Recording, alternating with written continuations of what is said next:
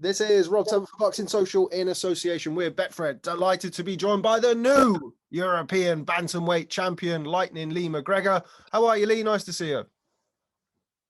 Yeah, I'm all good, mate. I'm all good. How are you? I'm very well, thanks. Very well.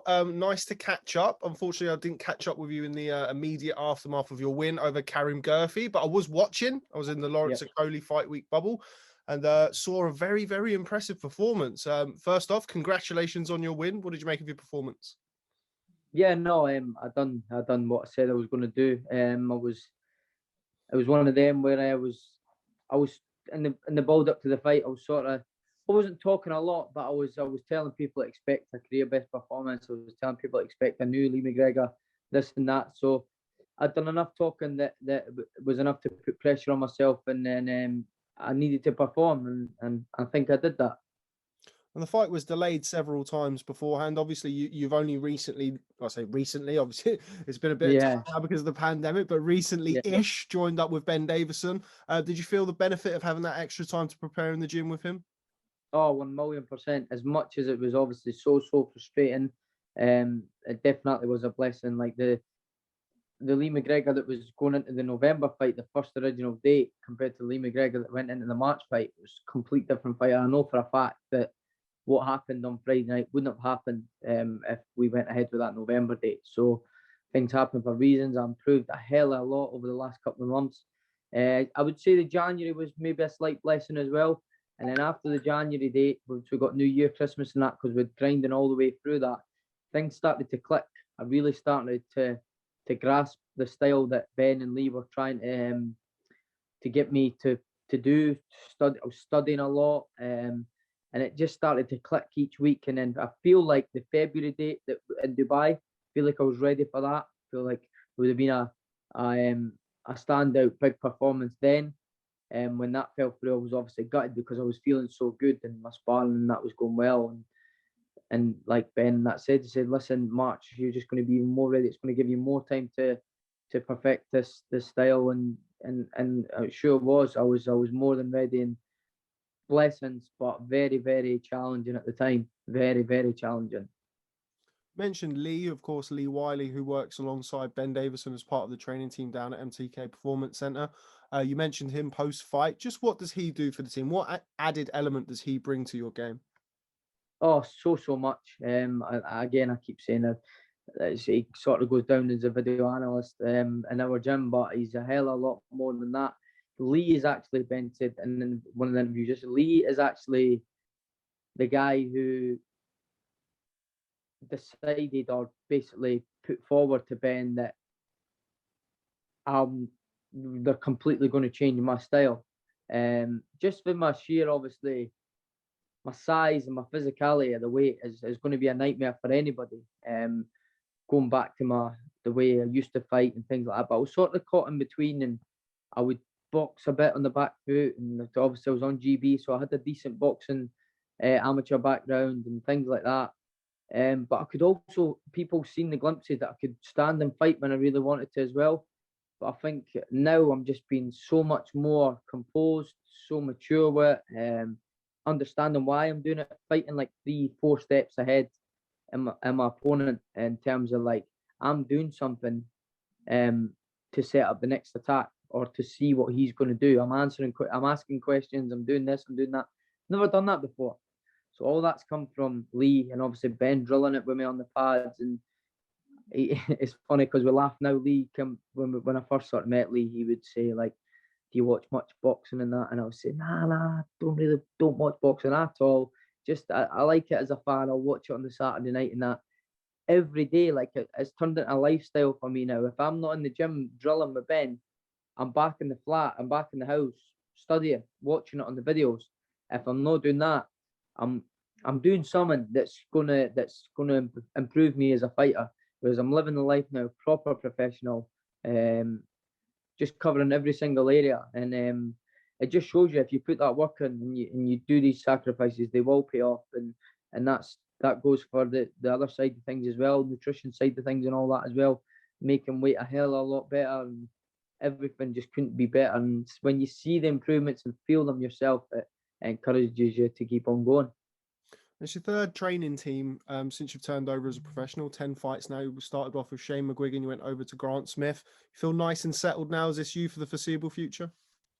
Yeah, 100%. Obviously, yeah, I've been about a couple of teams in that. Grateful for everywhere I've been. Picked up new things everywhere I've been, but definitely settled and feel great.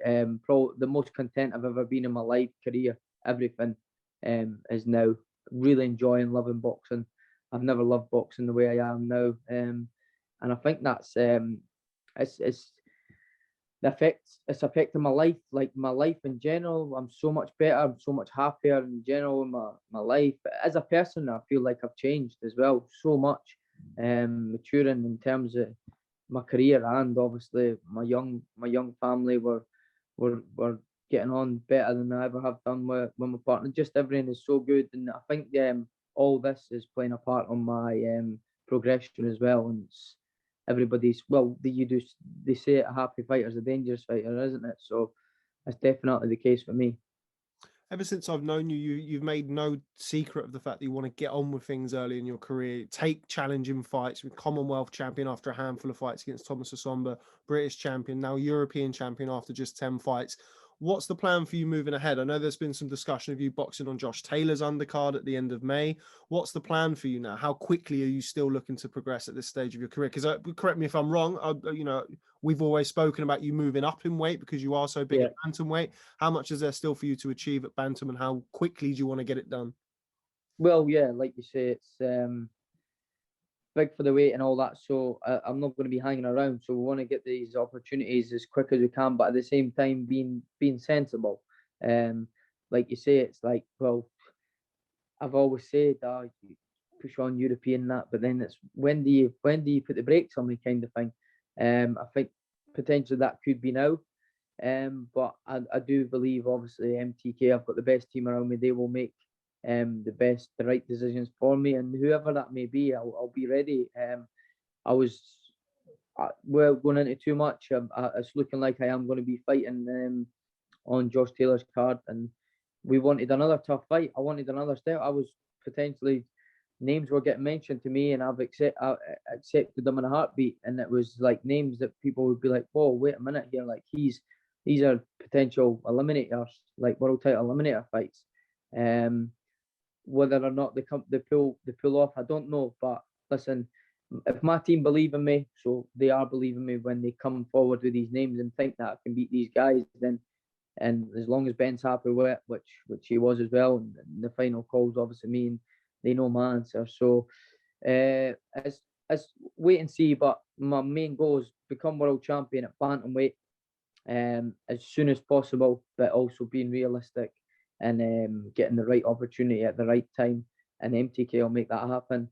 As soon as I've done that, I feel like it's, unless we sort of like, there's obviously the Kash Farooq fight that's always going to get spoken about, which I'm more than open to doing. So if the world title fight doesn't sort of come, and as soon as what we think, then, and Eddie wants to put that on, then, and he wants us to delay our plans of becoming world champion, then he's got to deliver. Do you know what I mean? And obviously MTK will make sure of that. It's not my job to make sure financially it makes sense and things like that.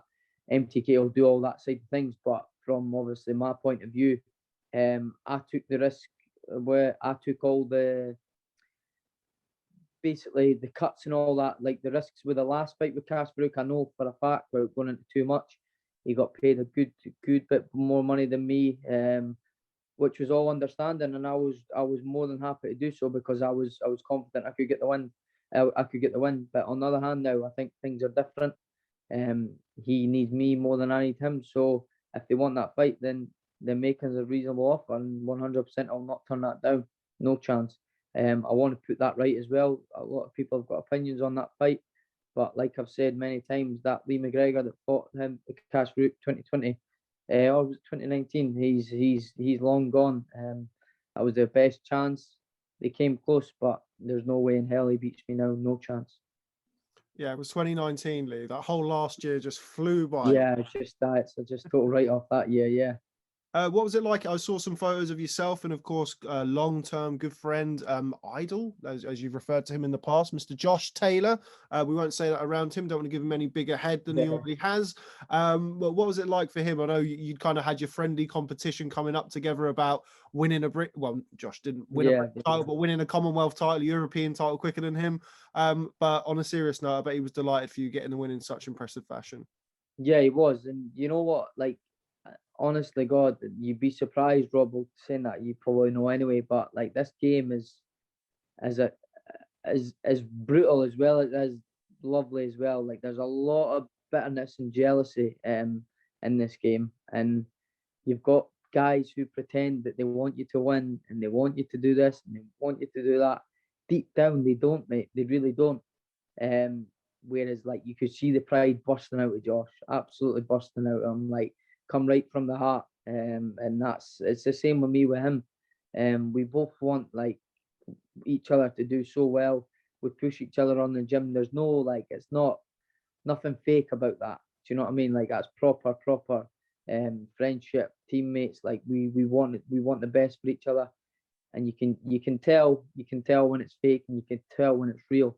And the friendship and that we've got is proper real, and you'll see it again.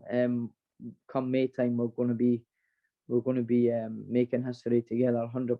We're going to be collecting all them belts, and I just can't wait for the next couple of months. It's going to really be exciting for the two of us. But obviously, the main job is the main man getting them belts. And we've spoken about you more than likely appearing on Josh's undercard in Vegas. You're going to go out there, obviously, as a team. Have you ever been out to Vegas before? No, never before. So this is what I mean. It's mad what's happened in the last 5-6 years. Turned pro 2017, 2012. So we're 2021 now. 2012. Yeah, so less than 10 years ago, I had my first ever fight, first ever amateur everything.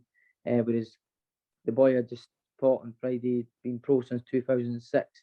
My progression has really been quick, rapid, and I want to keep doing that. I went from minors clubs in Edinburgh to now going over to Las Vegas to fight. It's dream come true stuff, and I'm not finished, mate. I'm not finished at all. Again, my goal was to become world champion, and then when I become world champion, I'm not finished there either. I want to be a multiple weight world champion, and I've got the perfect people around me to make this possible and make that happen. Final one on all things Josh Taylor. You know where this is going to go. I'm not going to ask you for a prediction because I'm sure you'll be backing Josh come hell or high water. But how difficult a fight is the Jose Ramirez fight? We've heard various different opinions. A lot of people seem to be in the camp of Regis Prograis was the more tricky fight, the more difficult fight for Josh. Yeah. Do you see it that way?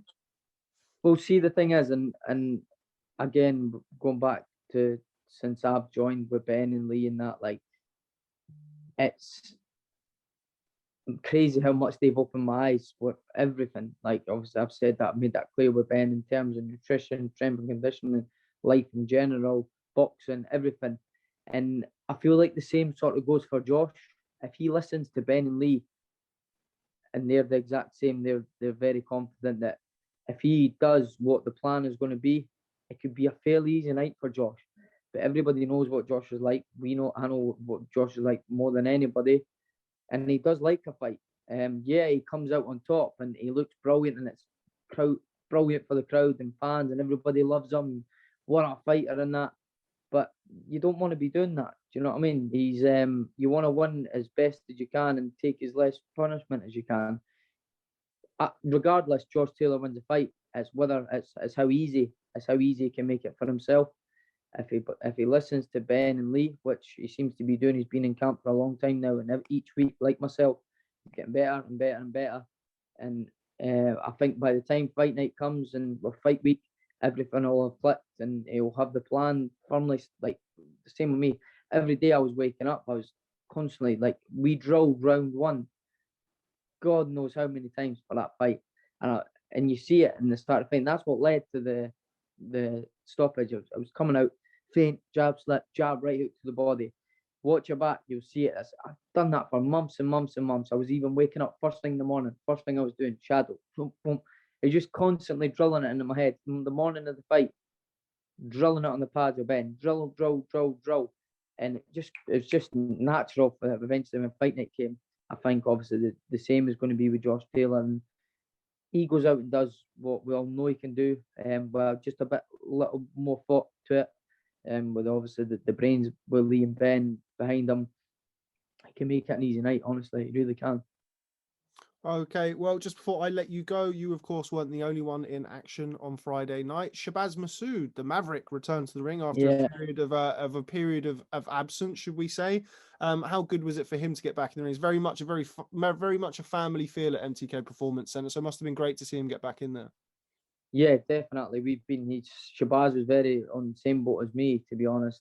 A lot of sacrifice with no end reward. We were both in Ventura together way back, and probably about a year ago now. We've been training ever since then, really. He couldn't get his break. The only different thing with him was he didn't have that date that I was given, and then right the final hurdle kept falling through. So it wasn't as if he was having to get his weight down, thing like that. But it was just as much as challenging for him, being away from his family, sacrificing a lot, everything like that. So it was brilliant to see him get back out there as well. And I've seen his progression in the gym as well. Every single one of us are getting better and better all the time. And I know how much it meant to him to get back into the ring. And I'd seen the sort of heartache and that he'd been through as well. He was potentially meant to be fighting in the Dubai card and that fell through, and he was a bit upset and that. And listen, I just shared something on my page just there that I posted 7 weeks ago. It was a quote. Sometimes when you feel like giving up, your breakthrough just around the corner. And look at me now. Exact same goes for Shabazz. A great talent, and I believe very, very soon, probably end of this year, I think he'll pick up that British title. And again, everyone's starting to see already just how good Ben and Lee, Barry Smith, everybody down at MTK Performance Gym, how good that gym really is. And the more we fight, the more the performances we put on, like we are doing, the more people are going to talk. So it's exciting times for us all. Okay, Lee. Well, before I let you go, one of the only things that was missing from your performance against Karim Guerfi was a bunch of screaming Scotsmen, which is what we're used to seeing Lee McGregor fights. You do carry a real sizable and very loud fan base from experience. What message have you got for them who would have been tuning in and watching you on Friday night, and I'm sure are desperate to come and see you, if not on Josh Taylor's undercard, then sometime closer to home sometime soon? Yeah, 100%. Obviously, I think I would... I'd get them into trouble if I was to leak some of the videos that had been sent them on fight night. It was still chaotic wherever they were. But I said, imagine that in an arena in Scotland. It would have been chaotic, really would have been. They really do get behind me. I cannot wait to get the belt back, and well, it is back, but I mean, get back out defending it against a sold out arena and listening to them singing my name and that. There's nothing better.